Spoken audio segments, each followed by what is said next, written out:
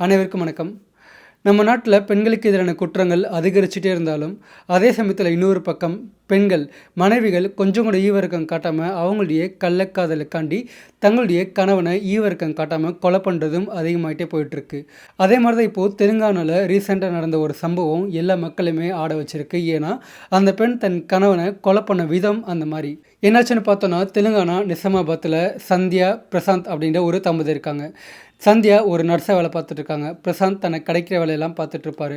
இவங்களுக்கு கல்யாணமாகி கிட்டத்தட்ட 10 வருஷம் ஆச்சு. ஆனால் எவ்வளோ ட்ரை பண்ணாலுமே குழந்தைங்க கிடையாது. அதே மாதிரி இவங்களும் ஒரு மிடில் கிளாஸ் ஃபேமிலி மட்டும்தான். அதிகப்படியான பணம்லாம் கிடையாது. இருக்கிறதும் ஒரு வாடகை வீடு. இவங்க வாழ்க்கையெல்லாம் நல்லபடியாக தான் போயிட்டுருக்கு. ஆரம்பத்தில் ஒரு குழந்தை இல்லாத ஒரு குறை இருந்தாலும் வாழ்க்கையில் எந்த ஒரு பிரச்சனையும் இல்லை. அப்படி இருக்கும்போது கடந்த ஒரு 2 வருஷம் முன்னாடி பிரசாந்த் வேலை பார்க்குற கம்பெனியில் அவருக்கு வேலை போகுது. அதனால் அவருக்கு வேறு என்ன வேலை பார்க்குறது, குடும்பத்தை எப்படி சமாளிக்கிறது அப்படின்னு புரியல. அப்போ தான் பார்த்தோன்னா அவருக்கு கல்ஃப் கண்ட்ரியில் போய் வேலை பார்க்குறதுக்கு ஒரு வாய்ப்பு கிடைக்கிது. அங்கே ஒரு ஜாப் வேக்கன்சி இருக்குது அப்படின்னு தெரிஞ்சவங்க மூலமாக தெரிய வருது. உடனே அவர் தன் மனைவியிடெல்லாம் பேசிவிட்டு அவர் கிளம்பி டைரெக்டாக துபாய்க்கு வேலைக்கு போகிறாரு. அதே மாதிரி பார்த்தோன்னா இந்த பிரசாந்துக்கு ஒரு தாயும் இருக்காங்க. அவங்க அப்பா இறந்து போயிட்டாரு, அம்மா இருக்காங்க. அவங்க தனியாக இன்னொரு அவங்களுடைய பூர்வீக கிராமத்தில் வந்து வாழ்ந்துட்டுருக்காங்க. இப்போது தன் மனைவியை மட்டும் சிட்டியில் தனியாக விட்டுட்டு அவர் மட்டும் வேலைக்கு போகிறாரு. இன்னொரு பக்கம் சந்தியாவும் அவங்க நர்ஸ் வேலை பார்த்துக்கிட்டே தனியாக இருந்துட்டு அவங்க வாழ்க்கையை ஓடிட்டுருக்காங்க. பிரசாந்தும் வேலை பார்த்துக்கிட்டு அந்த சம்பளம் எல்லாத்தையுமே மாதம் தவறாமல் தன் மனைவிக்கு அனுப்பி விட்ருவார். ஆனால் அதே சமயத்தில் இன்னொரு பக்கம் சந்தியா அவங்களுடைய தனிமையை தாங்க முடியாமல் அதே மருத்துவமனையில் வேலை பார்க்குற இன்னொரு ஆண் கூட வந்து பழக ஆரம்பிக்கிறாங்க. அவன் பேர் அனில், வயசு 35. அவங்க கூட ஒர்க் பண்ணுறவர் தான், அட்மினிஸ்ட்ரேஷனில் ஒர்க் பண்ணிகிட்ருக்காரு. அவங்களுக்கு இடையில் ஆரம்பத்தில் இந்த ஸ்டார்டிங்லேருந்து நல்ல ஒரு நட்பு இருந்திருக்கு. அதே மாதிரி இந்த சந்தியாவுடைய கணவர் பிரசாந்துக்கும் அனிலை பற்றிலாம் நல்லா தெரியும். அந்த வீட்டுக்கு சில சமயத்தில் போய்ட்டு வந்திருக்காரு. ஆனால் அந்த நட்பு இப்போது ரொம்ப நெருக்கமாகுது. அது மட்டும் இல்லாமல் சந்தியா வீட்டில் தனியாக இருக்கிறதுனால அனிலை தன் வீட்டுக்கு அடிக்கடி வர வச்சு அவங்க பழக ஆரம்பிக்கிறாங்க. அது மட்டும் இல்லாமல் ஒன்றா உறவும் வச்சுக்க ஆரம்பிக்கிறாங்க. இப்படியே 2 இயர்ஸ் போகுது. 2 வருஷமாக பிரசாந்த் கல்ஃபில் வேலை பார்த்துட்ருக்காரு. அதே மாதிரி இன்னொரு பக்கம் சந்தியா அனில் கூட ஒன்றா குடுத்தல் நடத்திட்டு இருக்காங்க. வாழ்க்கையில் எந்தவித பிரச்சனையும் இல்லை, இதே மாதிரி நல்லா இருப்போம், ஜாலியாக இருப்போம் அப்படின்னு சந்தியா நினச்சிட்டு இருக்க அந்த டயத்தில் கல்ஃபில் வேலை பார்த்துருக்க பிரசாந்த் வந்து திரும்ப லீவில் வீட்டுக்கு வந்து வராரு. ஜூன் 29, 2026 அன்றைக்கி தான் வந்து வீட்டுக்கே வராரு. ஆனால் வீட்டுக்கு வந்த உடனே அவர் தன் மனைவிக்கு வந்து ஒரு சர்ப்ரைஸ் கொடுக்கணும் அப்படின்னு அவங்க தலையில் ஒரு குண்டை தூக்கி போடுறாரு. நான் அங்கே சம்பாதிச்சாலும் போதும், என்னால் எங்கே தனியாக இருக்க முடியல, அதே மாதிரி உன்னை பார்க்காம இருக்க முடியல, நான் இனிமேல் கல்ஃபுக்கு வேலைக்கு போகிறது கிடையாது, ஏதோ கொஞ்சம் பணம் சம்பாதிச்சிருக்கோம், அதே மாதிரி நீ வேலைக்கு போயிட்டுருக்க, இனிமேல் நான் இங்கே ஒரு பிஸ்னஸ் வந்து ஆரம்பித்து இங்கே செட்டில் ஆக போகிறேன், இனிமேல் நான் அங்கே போகிறது கிடையாது, வேலையை விட்டுட்டு தான் வந்தேன், அதே மாதிரி அங்கே இருக்க அமௌண்ட்லாம் வாங்கிட்டு தான் வந்தேன்னு சொல்லிட்டு அவர் சொல்கிறாரு. அதை கேட்ட உடனே சந்தியா ஆடி போகிறாங்க. ஏன்னா தன் கணவர் லீவுக்கு வீட்டுக்கு வருவார், வந்துட்டு திரும்ப போயிடுவார், நம்ம இந்த அனில் கூட திரும்ப ஜாலியாக இருக்கலாம் அப்படின்னு அவங்க நினச்சிட்டு இருந்தாங்க. ஆனால் இப்போது அந்த கனவெல்லாம் மண்ணா போச்சு. அது மட்டும் இல்லாமல் அவங்களுக்கு இப்போது தன் கணவனை விட அனிலை ரொம்ப பிடிச்சி போச்சு. அனில் கூட வாழ்கிற அந்த வாழ்க்கை தான் வேணும், தனக்கு தன் கணவன் வேண்டாம், அவனை ஒழிச்சுக்கட்டணும் அப்படின்னு அவங்களுக்குள்ள ஒரு முடிவு பண்ணுறாங்க. அதே விஷயத்த காதலன் அனில்கிட்டையும் அவங்க சொல்கிறாங்க. அதே மாதிரி அனிலும் அதுக்கு சம்மதிக்கிறாரு. ஏன்னா அனிலுக்கும் ஆல்ரெடி கல்யாணம் ஆகிட்டு அவங்க மனைவியும் பிரிஞ்சு போயிட்டாங்க, தனியாக இருக்கார். இப்போது தனக்கு கிடச்ச இந்த சந்தியாவை விடுறதுக்கு அவருக்கு மனசு இல்லை. ஸோ எப்படியோ சந்தியாவை அடைஞ்சாகணும், அதே மாதிரி இந்த பிரசாந்தையும் ஒழிச்சுக்கடணும் அப்படின்னு அவங்க 2 பேரும் பேசி முடிவு பண்ணுறாங்க. பக்காவாக ஒரு பிளான் பண்ணுறாங்க. அந்த பிளான் படி என்ன பண்ணுறாங்க, சந்தியா வழக்கம் போல் கிளம்பி வேலைக்கு போயிடுறாங்க. இப்போ வீட்டில் பிரசாந்த் மட்டும் தனியாக இருக்கார். அந்நேரத்தில் அவரை இந்த அனில் கான்டாக்ட் பண்ணுறான். அனிலை பிரசாந்துக்கு நல்லா தெரியும், அதே மாதிரி 2 பேத்துக்கு இடையில் நல்ல ஒரு பழக்கம் இருக்குது. ஸோ இந்த மாதிரி நீங்கள் ஊர்லேருந்து வந்திருக்கீங்கன்னு சந்தியா சொன்னால் நம்ம 2 பேரும் மீட் பண்ணலாமா, திரும்ப ஒரு பார்ட்டி பண்ணலாமா அப்படின்னு பிரசாந்த்கிட்ட அவன் கேட்குறான். அதுக்கு பிரசாந்தும் சரி சொல்கிறாரு. இப்போ அனில் என்ன பண்ணுறான், சரக்கு அதே மாதிரி சைட் டிஷ் எல்லாத்தையும் வாங்கிட்டு அதே மாதிரி அவன் ஃப்ரெண்டு சாயின்னு ஒருத்தர் இருக்கான், சாய் அலியாஸ் பண்டின்னு ஒருத்தர் இருக்கான், அவனை கூட்டிகிட்டு டேரெக்டாக 2 பேரும் பிரசாந்துடைய வீட்டுக்கு போகிறாங்க. அங்கே அந்த வீட்டில் உட்காந்து நைட்டு சமையல் தான், நைட் டியூட்டி இருக்குன்னு தான் சந்தியா வந்து வேலைக்கு போயிருக்காங்க. இப்போது இவங்கெல்லாம் நைட்டு அங்கே டெரஸில் உட்காந்து தண்ணி அடிக்க ஆரம்பிக்கிறாங்க, நிறையா குடிக்கிறாங்க, அதே மாதிரி சைட் டிஷ்லாம் வந்துச்சு, நல்லா சாப்பிட்றாங்க. அனில் அதே மாதிரி சாய் அவங்க 2 பேரும் தெளிவாக என்ன பண்ணுறாங்க, பிரசாந்துக்கு நல்லா ஊற்றி கொடுக்குறாங்க. அவருக்கு நல்லா போதையாக்கி விட்டு அவரால் நிற்கக்கூட முடியல, தடுமாறுறாரு.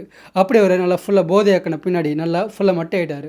இப்போ அவர் நல்லா குடிச்சிட்டு மட்டையான பின்னாடி அனில் சாய் அவங்க 2 பேருமே அவங்க பிளான் படி சுற்றி முற்றி யாராக இருக்காங்களா அப்படின்னு பார்த்த பின்னாடி யாருமே இல்லை அப்படின்னு கன்ஃபார்ம் பண்ணிவிட்டு என்ன பண்ணுறாங்க, இந்த பிரசாந்தை தூக்கி மாடியிலேருந்து கீழே தூக்கி வீசுகிறாங்க. அதுவும் எப்படின்னா தலைகீழாக தான். அதாவது நேராக கீழே வீசினா வந்து கொஞ்சம் தான் அடிப்படும், அதனால் தலைகீழ வீசலான்னு அவருடைய தலை வந்து கீழே படுற மாதிரி பார்த்து கீழே வீசுகிறாங்க. ஆனால் இந்த பிரசாந்துடைய நல்ல நேரம் அவருடைய தலை வந்து கீழே அடிப்படலை, அவர் மல்லாக்க வந்து கீழே விழுகிறாரு. அப்படி விழுந்ததில் அவருக்கு பலத்த காயம் ஏற்படுது. ஆனால் அப்போயே உயிர் போகிற அளவுக்கு ரொம்ப சிவியரான காயம் எதுவும் ஏற்படலை. அங்கங்கே கை கால் எலும்புலாம் உடஞ்சிருக்கு. தலையில் லைட்டாக காயம் ஏற்பட்டிருக்கு. பெரிய காயம் எதுவும் ஏற்படலை. உடனே அவங்க என்ன பண்ணுறாங்க, ரொம்ப தெளிவாக எதுவுமே தெரியாதபடி திரும்ப ஆம்புலன்ஸ்லாம் வர வச்சு அவரை தூக்கி போட்டு மருத்துவமனைக்கு வந்து கூட்டிகிட்டு போகிறாங்க. அங்கே அவருக்கு ஜிகிச்சம் கூட்டிகிட்டு போகிறாங்க. அங்கே அவருக்கு சிகிச்சைலாம் கொடுக்குறாங்க. அதே மாதிரி அவர் குடிச்சிருந்ததுனால பக்கத்தில் கூட போன இந்த அனில், சாய் அவங்க 2 பேருமே குடிச்சிருந்த மாதிரி கீழே விழுந்துட்டாங்க அப்படின்னு டாக்டர் சொல்கிறாங்க. டாக்டர்ஸும் அதெல்லாம் நம்பிட்டு, ஏன்னா அவரும் குடிச்சிருக்காரு. ஸோ அதனால் சிகிச்சைலாம் பண்ணுறாங்க. ஏதோ கொஞ்சம் ஸ்டேபிள் ஆகிறார் அவர். இப்போது பிரசாந்த் கண்ணு முடிச்ச பின்னாடி அனில்கிட்ட நான் எப்படி கீழே விழுந்தேன், இதெல்லாம் எப்படி ஆச்சு அப்படின்னு கேட்கும்போது அனில் சொல்கிறான், நீங்கள் ரொம்ப அளவுக்கு அதிகமாக குடிச்சிட்டு அப்படியே பேசிகிட்டே போகும்போது தடுமாறி மேலேருந்து கீழே விழுந்துட்டீங்க, அதனால் ஏற்பட்ட காயம் தான் இதெல்லாமே அப்படின்னு சொல்லிட்டு இதனால தான் ஆச்சுன்னு சொல்கிறான். பிரசாந்தும் ரொம்ப குடிச்சிருந்த காரணத்தினால அனில் சொல்கிற எல்லாத்தையுமே நம்புகிறான். ஏன்னா அவர் மேலே அவருக்கு எந்த விதமான ஒரு சந்தேகமும் கிடையாது. அதே மாதிரி தானும் அளவுக்கு அதிகமாக குடிச்சோன்னு அவருக்கே தெரியும். ஸோ நம்ம தான் அளவுக்கு அதிகமாக குடிச்சிட்டு மேலேருந்து கீழே விழுந்துட்டோம் போல இருக்குது அப்படின்னு பிரசாந்தும் அதை நம்புகிறாரு. அங்கேயே இருக்கார். ஒரு 2 டேஸ் போது அவருக்கு கட்டெலாம் போட்டிருக்காங்க. அதே மாதிரி எலும்பு முறிவுலாம் ஏற்பட்டிருக்கு. அதுக்கும் கட்டு போட்டு மாத்திரை மருந்தெல்லாம் கொடுத்துட்ருக்காங்க. இன்னொரு பக்கம் சந்தியாவும் தன் கணவனை அங்கே பார்த்துக்கிறாங்க. ஆனால் அவங்க மனசுக்குள்ளே ஒரு ஏமாற்றம் இருக்குது. ஏன்னா அவங்க போட்ட பிளான் வந்து இப்போது சொதப்பிருச்சு. அவர் இன்னும் சாகலை, உயிரோடு இருக்கார். ஆனால் கூட அவரை உயிரோட விட்டு வைக்க சந்தியாவுக்கு மனசு வரல. இவங்க என்ன பண்ணுறாங்க, திரும்ப வீட்டுக்கெலாம் போயிட்டு வருவாங்க இல்லையா, அந்த நேரத்தில் திரும்ப அனிலை கூப்பிட்டு அவர் கூட திரும்ப பிளான் பண்ணுறாங்க. இந்த மாதிரி அவர் அரையும் குறையுமா இருக்கார், அவரை முழுசாக சாகடிக்கணும். அதுக்கு எங்கிட்ட ஒரு பக்காவான பிளான் இருக்குது. ஆனால் அதுக்கு அவரை வீட்டுக்கு கூட்டிகிட்டு வரணும். மருத்துவமனையில் வச்சுருந்தா ஆகாது. ஸோ வீட்டுக்கு கூட்டிகிட்டு வந்த பின்னாடி நம்ம பிளான் போட்டு அவரை கொண்டுடலாம் அப்படின்னு அவங்க ஒரு பிளானை வந்து இந்த அனில் கிட்ட சொல்கிறாங்க. அதுக்கு அனிலும் சரி சொல்கிறாரு. இப்போ சந்தியா திரும்ப மருத்துவமனைக்கு போன பிறகு பிரசாந்தை ஜிஹெச்சில் அனுமதிச்சு சுமார் 2 டேஸ் கழிச்சு சந்தியா என்ன சொல்கிறாங்க, இந்த ஜிஹெச் வேண்டாங்க, நம்ம வந்து நான் வேலை பார்க்குற அதே ப்ரைவேட் மருத்துவமனைக்கு வந்து உங்களை கூட்டிகிட்டு போகிறேன், அங்கே வச்சு உங்களுக்கு சிகிச்சை கொடுக்கலாம், அதுக்கடுத்து நம்ம மாற்றிக்கலாம், ஏன்னா இங்கே சுத்தம் கிடையாது, அதே மாதிரி செய்ய பார்க்க மாட்டேன்றாங்க, என்ன சொன்னாலும் ரெஸ்பாண்டே பண்ண மாட்டேன்றாங்க அப்படின்னு சொல்லிட்டு தன் கணவன்கிட்ட அவங்க சொல்கிறாங்க.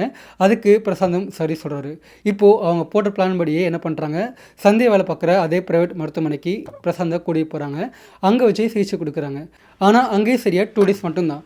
சந்தியா என்ன சொல்கிறாங்க தெளிவாக, இனிமேல் இங்கே வந்து இருக்க வேண்டிய அவசியம் கிடையாது, ஏன்னா பெட்டு சார்ஜ் இருக்குது, அதே மாதிரி நிறைய செலவுகள் ஏற்படும், நானும் ஒரு நர்ஸானே நான் உங்களை பார்த்துக்கிறேன், அதே மாதிரி டாக்டர் எப்போ பார்க்கணுமோ, எப்போ அந்த கட்டணம் அவுத்துட்டு டாக்டர்கிட்ட எப்போ காமிக்கணுமோ அப்போ மட்டும் நம்ம வந்தால் வந்து போதும், ஸோ நம்ம வீட்டுக்கே மாறி போயிடலாம், நான் உங்களை பார்த்துக்கிறேன்னு சொல்லிட்டு தன் கணவன்கிட்ட சொல்கிறாங்க. பிரசாந்த் அப்பையும் அதை நம்பி டேரெக்டாக வீட்டுக்கே வந்து போகிறாரு. மாற்றி டிஸ்சார்ஜ் பண்ணி கூட்டிகிட்டு போகிறாங்க. ஆனால் அப்பயுமே இந்த அனில் அதே மாதிரி சாய் அவங்க 2 பேருமே பிரசாந்தை டிஸ்சார்ஜ் பண்ணி வீட்டுக்கு கூட்டிகிட்டு போகிற வரைக்கும் ஹெல்ப் பண்ணுறாங்க. அங்கேயும் அவர் கூட நல்லா பேசுகிறது பழகிறது அப்படின்னு நல்லாவே இருக்காங்க. அதுக்கடுத்து ஒரு 2 டேஸ் போகுது.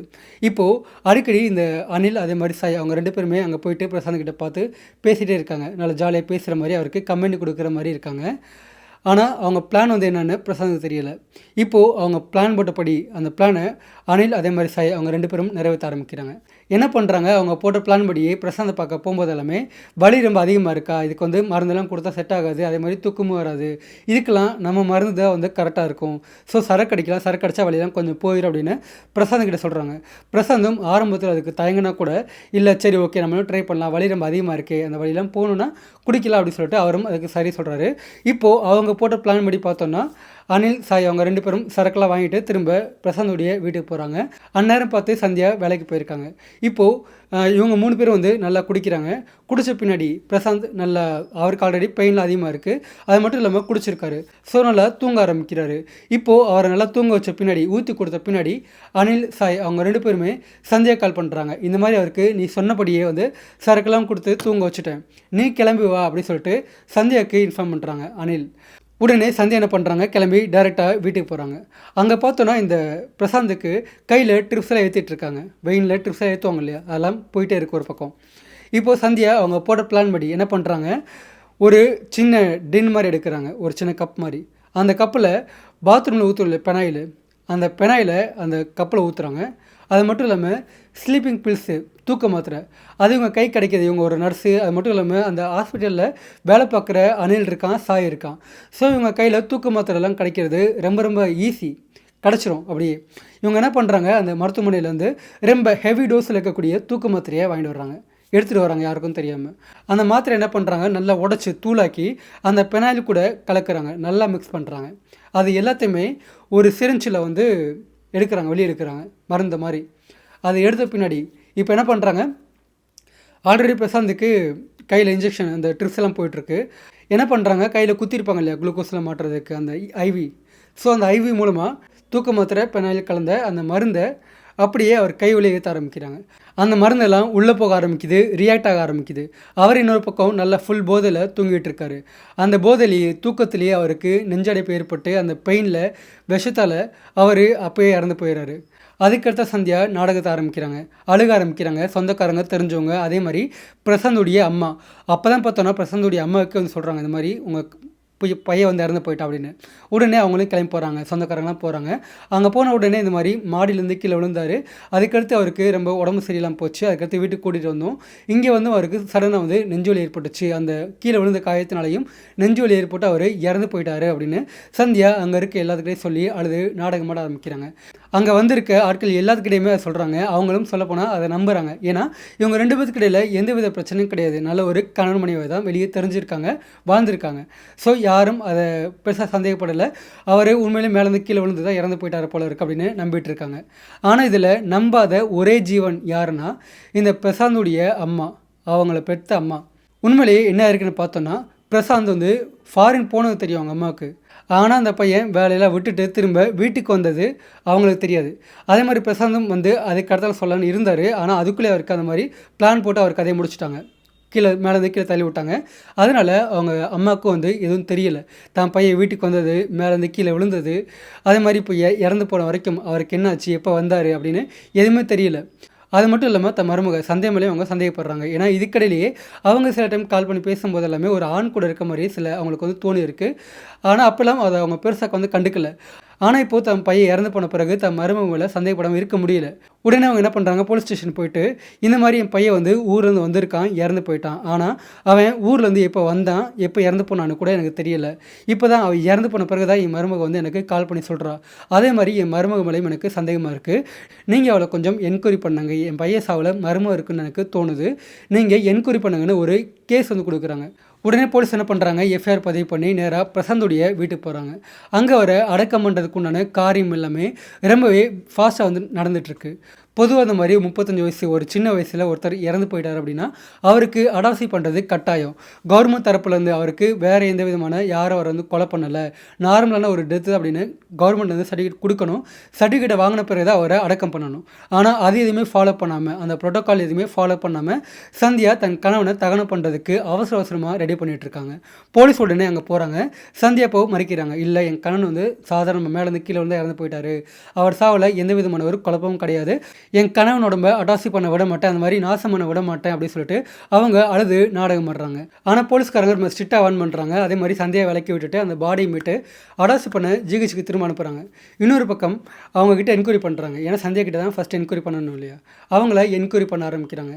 அவங்க இந்த மாதிரி மேலேருந்து கீழே விழுந்துட்டாரு, அவருக்கு அங்கங்கே நிறைய காயங்கள் ஏற்பட்டுச்சு, எலும்பெல்லாம் உடஞ்சிருக்கு, நீங்களே அதை பார்க்கலாம். அது மட்டும் இல்லாமல் அவர் அன்னைக்கு ரொம்ப வந்து குடிச்சிருக்காரு, அளவுக்கு அதிகமாக குடிச்சதுனால அவருக்கு நெஞ்சடைப்பு ஏற்பட்டு அவர் இறந்து போயிருக்கலாம் அப்படின்னு சொல்லிட்டு அவங்க எதுவுமே தெரியாத மாதிரி நாடகம் பண்ணுறாங்க. ஆனால் போலீஸ்காரங்க விடல. என்ன பண்ணுறாங்க, சந்தியாவுடைய கால் நம்பர் இருக்கும் இல்லையா, ஃபோன் நம்பர், அதை ட்ரேஸ் பண்ண ஆரம்பிக்கிறாங்க.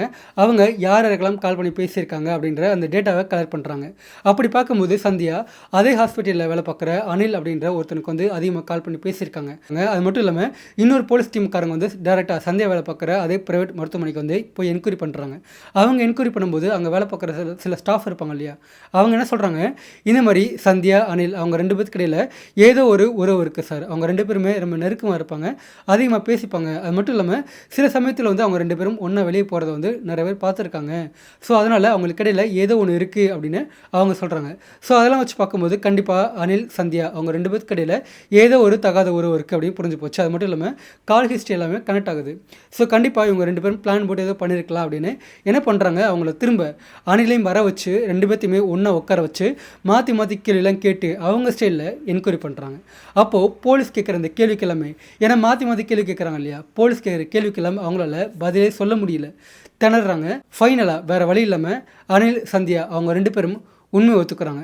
எங்கள் 2 பேருக்கு இடையில் இந்த மாதிரி தகாத உறவு இருந்துச்சு, ஆனால் அவர் வந்துட்டு திரும்ப போயிடும்னு நினச்சோம், ஆனால் அவர் போகலை, அதனால தான் அவர் ஒழிச்சுக்கட்ட நாங்கள் 2 பேரும் ஒன்றா வாழ முடிவு பண்ணிவிட்டு அந்த மாதிரி பண்ணோம் அப்படின்னு அவங்க போட்ட பிளான்லேருந்து ஆரம்பத்தில் ரூஃப் டாப்லேருந்து கீழே தூக்கி போட்டது, அதுக்கடுத்து மருத்துவமனையிலேருந்து மாற்றி வீட்டுக்கு கூட்டிகிட்டு வந்துட்டு தண்ணி ஊற்றி கொடுத்து சரக்கு ஊற்றி கொடுத்து அவர் கையில் அந்த இன்ஜெக்ஷன் போட்ட வரைக்கும் நடந்த எல்லாத்தையுமே ஒன்று விடாமல் தெளிவாக சொல்ல ஆரம்பிக்கிறாங்க.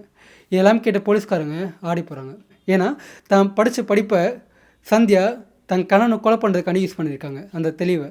ஓகேங்களா? ஸோ ஃபைனலாக போலீஸ்காரங்க இதெல்லாம் தெரிஞ்ச பிறகு இதில் உடந்தையாக இருந்த அந்த சாய் அலியாஸ் பண்டி அவனே கைது பண்ணுறாங்க.